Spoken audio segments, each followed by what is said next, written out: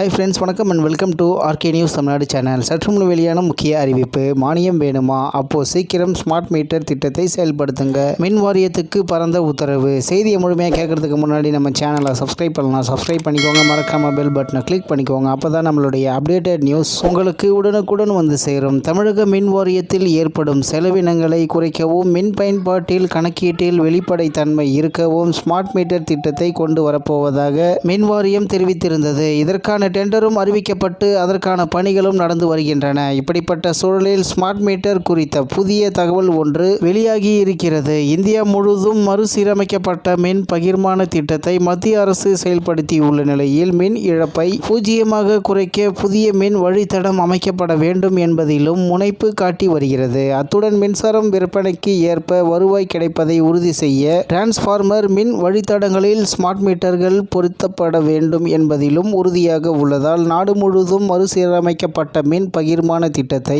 மத்திய அரசு செயல்படுத்தியுள்ளது. எனவேதான் மறுசீரமைப்பு திட்டத்தை தமிழகத்தில் 10,600 கோடி ரூபாயில் மேற்கொள்ள மத்திய அரசு ஒப்புதல் அளித்துள்ளது.